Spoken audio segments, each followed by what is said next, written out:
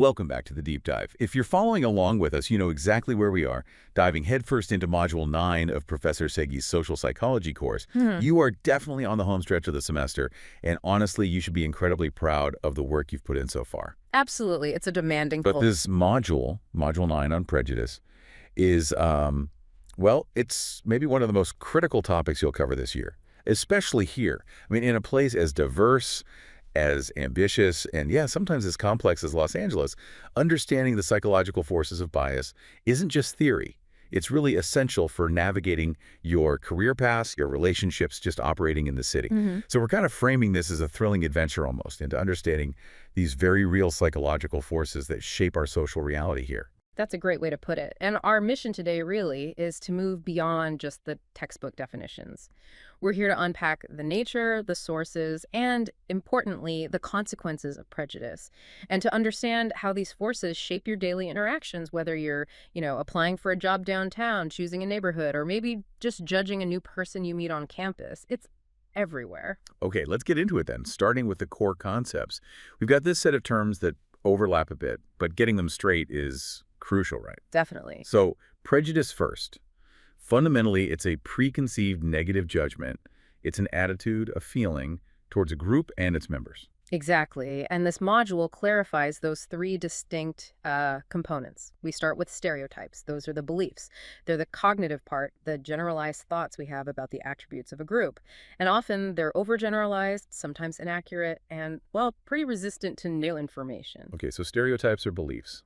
Then what? Then comes prejudice itself, which is the negative attitude or the negative feeling component. It's the affect. Got it. Beliefs, then feelings. And finally, there's discrimination. That's the negative behavior, the unjustified negative treatment towards a group or its members. So think of it like a chain. Belief, the stereotype, leads to a feeling, the prejudice, which can then lead to an action, discrimination. Makes sense. And the module notes we see this directed at various groups in the U.S., marginalized groups, certainly, but also unconventional groups, and sometimes, maybe surprisingly, even conservative groups. Right. Now, here's where it gets really interesting, especially for psych students. The dual attitude system. This idea that prejudice involves both explicit attitudes. The conscious ones. Yeah, the ones you know you have, the ones you can talk about easily. And then these implicit attitudes, the automatic, often unacknowledged inner beliefs kind of lurking in your mind. Exactly. Yeah. And we have ways to try and gauge those hidden automatic beliefs, like the implicit association test, the IAT. And the really critical takeaway here, and why this matters so much for self-awareness, is that while your explicit conscious attitudes might change dramatically, like maybe you've become way more open-minded since starting college or moving to LA. precisely, your implicit attitudes, those automatic associations, they can really linger. They stick around. Wait a minute. If the IAT is picking up on these automatic, unacknowledged beliefs, does that mean someone could genuinely, consciously believe they aren't prejudiced at all, but their implicit biases are still sort of guiding their actions, maybe without them even realizing it? Absolutely. That's exactly what the research suggests. And even seemingly small, incremental changes in implicit prejudice, when you add them up across society, can lead to really massive societal effects over time. Even if individuals aren't fully aware that their own automatic thoughts are shifting, or maybe not shifting as fast as their conscious beliefs, the conscious mind just changes faster, it seems, than those deep-seated associations we build up. Wow. Okay, speaking of societal effects, let's talk about how bias shows up today, like the modern manifestations. When we talk about racial prejudice, the module points out something pretty stark, that the perception of whether it's disappeared or mostly disappeared differs a lot depending on whether you ask white people or black people. That's a consistent finding. And the problem today often isn't that overt, Jim Crow era stuff. It's often subtle, hiding just beneath the surface of everyday life. Exactly. We see it in these subtle forms, often tied into the economy, especially here in LA. The module specifically mentions examples with companies like Airbnb, Uber, Lyft. Oh, interesting. How so? Well, subtle biases in things like hiring or maybe user ratings or just how people interact on the platform can really skew outcomes. It might not be a host explicitly saying, no, I won't rent to you, but... Maybe they just take longer to reply, or suddenly the place isn't available. Exactly. Or ride-sharing drivers canceling more often on certain names. It's subtle, but adds up. And the module mentions the cost of this automatic implicit prejudice can sometimes be, tragically, life or death. Yes.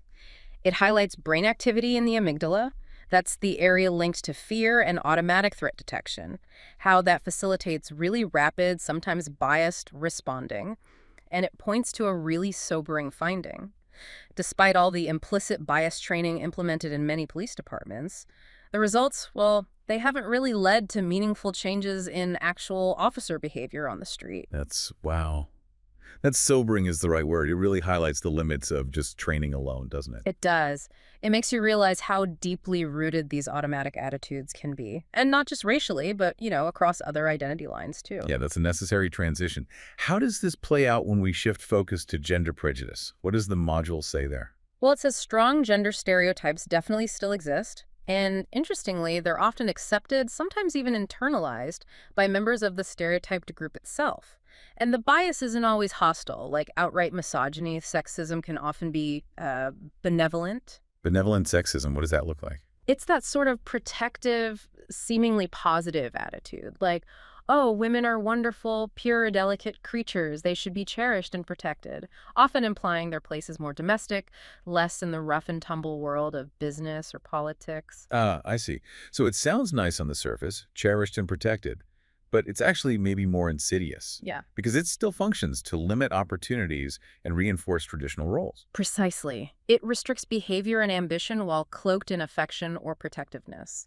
It fundamentally works to impede gender equity, keeping women out of certain leadership roles or professions. But there's progress too, right? Oh, absolutely.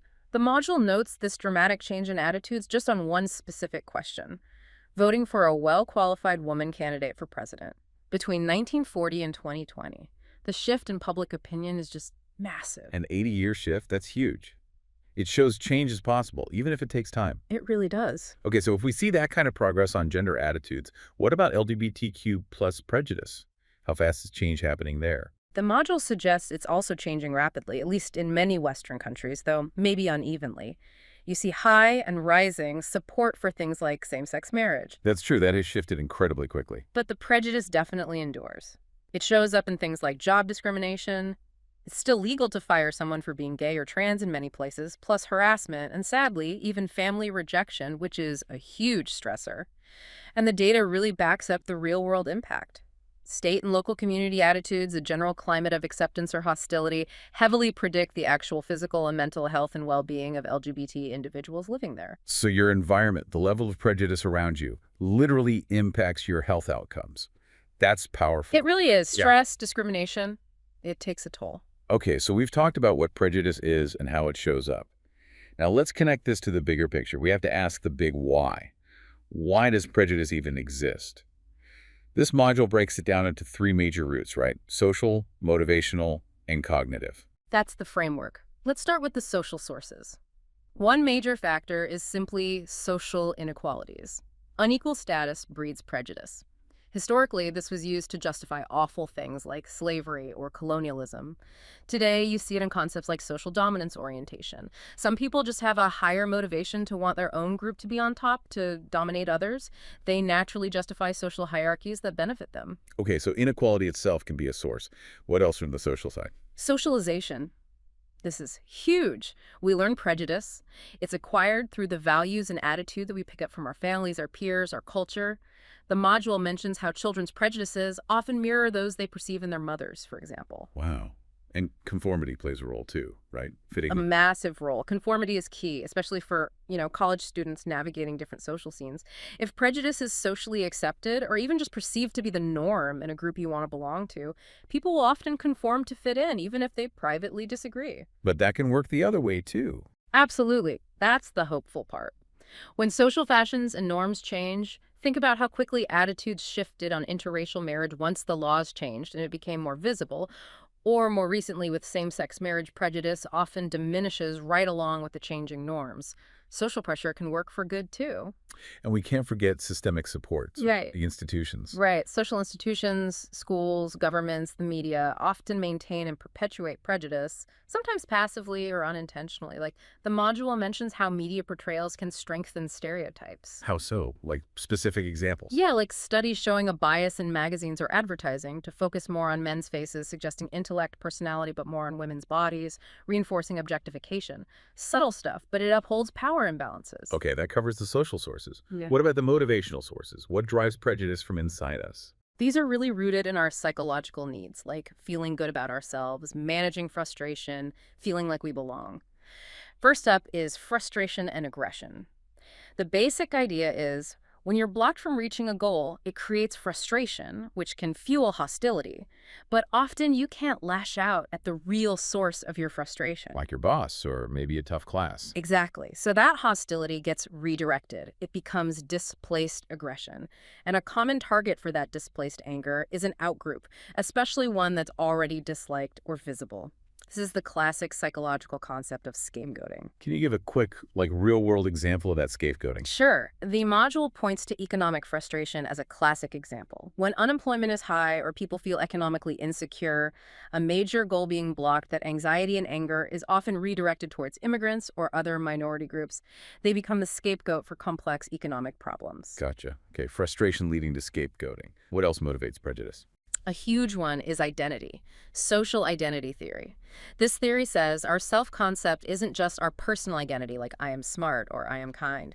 It also includes our social identity, that we aspect, that comes from the groups we belong to. Like being an Angelino, or a student at this college, or a fan of a certain team. Exactly. And we gain self-esteem, we feel better about ourselves by identifying with our groups or in-groups, and, crucially, by comparing them favorably to other groups, the out-groups. So this is where in-group bias comes in. If I feel really good about my group, my in-group, it helps my own self-esteem. Precisely. We tend to see virtue in us and favor our own group. It supports a positive self-concept. So if I'm fiercely loyal to, say, the Dodgers, and I genuinely see Dodger fans as somehow inherently better, smarter, more passionate than, Giants fans, even though that's totally arbitrary, that's in-group bias boosting my own ego. That is the perfect analogy. And often, in-group bias isn't so much about actively hating the out-group, the them. It's more about strongly favoring and supporting the us. But that very feeling of virtue and superiority in us often implies a negative comparison for them. And that little psychological boost, that feeling of being part of the better group, is a powerful motivator that keeps prejudice alive. Okay, that makes a lot of sense. Social sources, motivational sources. What's the third category? The third root is cognitive sources. This is all about how our brains are wired to process information, how we think and make sense of the world. Our brain's trying to simplify things. Exactly. Our minds naturally seek to simplify the incredibly complex social world we live in. And a primary way we do that is through categorization. We put people into boxes. Things like ethnicity, sex, age. These are really powerful, easily perceived categories that we use automatically. This categorization itself isn't prejudice, but it provides the necessary foundation for it to develop. Okay, so we categorize people. Then what happens cognitively? Well, once we have these categories, our perceptions of the groups start to get skewed. We see the outgroup homogeneity effect. Outgroup homogeneity. Meaning, it's the belief that they are all alike, we are diverse. People in the outgroup seem more similar to each other than people in our own in-group do. It's another mental shortcut, easier to think of them as a monolithic block. Right. And the module also mentions the own race bias. Yes, that's our tendency to be better at recognizing faces of our own race compared to faces of other races. Again, it's likely a natural cognitive byproduct of who we interact with most, but it can subtly reinforce the feeling that they are less distinct, less individual than us. Okay, categorization, seeing outgroups as homogeneous. What else? Our attention gets drawn to distinctiveness. Things that are unusual or vivid capture our attention and can distort our judgment. So imagine two relatively unusual things happen together. Say, a member of a small, visible minority group commits a rare type of crime. Because both the group member and the crime are distinctive, our minds link them. We form an illusory correlation. Seeing a connection that isn't really there just because both things stood out. Precisely. And the media often plays this up, focusing on sensational, distinctive cases, which can then cement stereotypes about entire groups based on the actions of a few. And then we use attribution to kind of justify our existing beliefs, right? Explaining behavior. Yes, the group-serving bias kicks in. When someone from an out-group does something positive, like gets a promotion, we might attribute it to external factors, like luck or special favors. Oh, they only got that because of affirmative action. But if they do something negative, then we attribute it to their disposition, their inherent character. See, they failed because people from that group are just lazy and unintelligent. It works the opposite way for our in-group. Our successes are due to our skill, our failures are due to bad luck. It protects the group's image. It's a sneaky bias. And underpinning a lot of this justification is the just world phenomenon. This is the tendency to believe that the world is fundamentally just, and therefore people generally get what they deserve and deserve what they get. Why is that belief so important for prejudice? Because it helps people who are successful or privileged justify their status. I have succeeded because I work hard and deserve it. The flip side is often those who are struggling must somehow deserve their misfortune. Which makes it really hard to support policies aimed at correcting inequality. Right. Because if you believe the world is already fair, Exactly. Why change things if people are already getting what they deserve? It makes advocating for social policy changes much, much harder. wow. Okay, so this massive web of social, motivational, and cognitive causes, what does it all actually mean for you, the student, listening to this? Especially navigating exams, relationships, trying to launch a career in a competitive place like LA? It means prejudice has real, tangible consequences. Yeah. And one key thing the module stresses is that prejudgments are notoriously self-perpetuating. They have a way of confirming themselves. How did that work? Well, our minds are really good at protecting our existing beliefs, our stereotypes. When someone we have a stereotype about behaves in a way that fits the stereotype, our belief is confirmed. See, I knew it. Okay, that's confirmation bias. But what if they behave in a way that contradicts the stereotype? Like, say, someone from a group you stereotype as maybe not very academic performs brilliantly in Professor Seggi's class. Then we have mental tricks to salvage the stereotype. We might use subtyping. We see that brilliant student as an exception to the rule. So the general rule, the stereotype, remains intact. Exactly. That person is just filed away as a special case, not evidence against the overall belief, or we might use subgrouping. We form a new, smaller stereotype for people like them. Oh, okay, those are the smart, ambitious ones from that group, but they're different from the rest. So you create a new box, but the old, bigger box is still there. Precisely. These mental maneuvers are quite effective at ensuring the original prejudice survives, even when faced with contradictory evidence. Our beliefs are sticky. That is, yeah, a brutal mechanism for keeping bias alive. And this brings us to something really crucial for ambitious students. Stereotype threat. Yes, this is so relevant. Can you define that clearly? Sure. Stereotype threat is that disruptive concern, that anxiety you feel when you're in a situation where you know there's a negative stereotype about your group, maybe related to your race, your gender, your age, your background, whatever. And you worry that you might be evaluated based on that stereotype, or that you might do something that accidentally confirms it. And that worry itself hurts your performance. Exactly. The module outlines how it drains your mental resources, especially in high-stakes situations like exams or job interviews.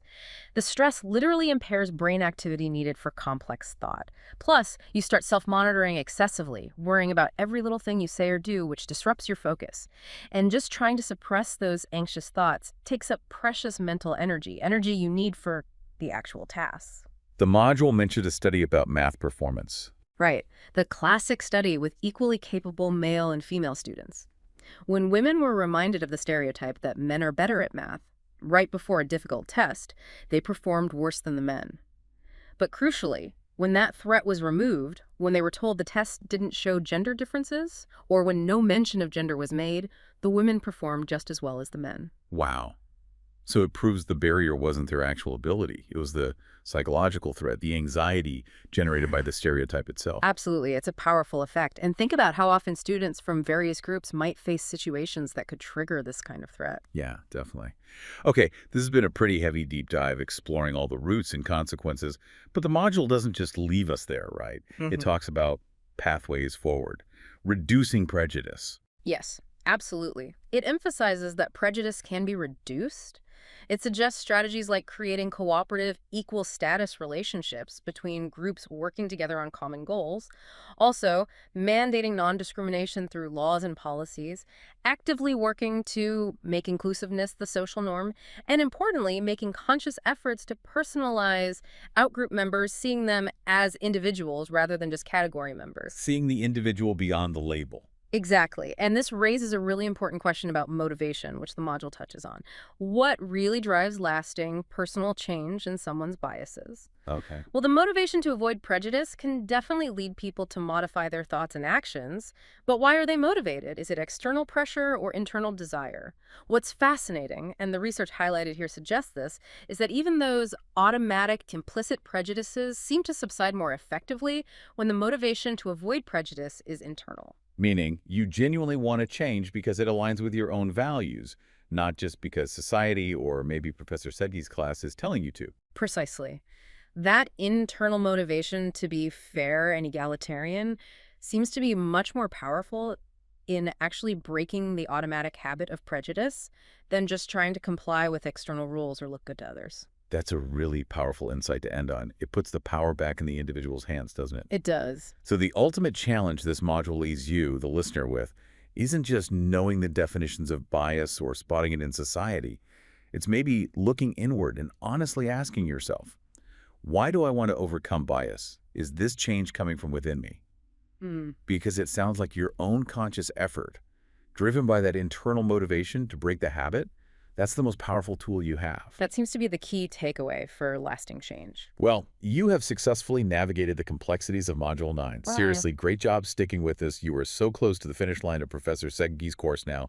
Keep up the incredible work for these final few modules. We are cheering you on, and we'll catch you on the next deep dive. You've totally got this.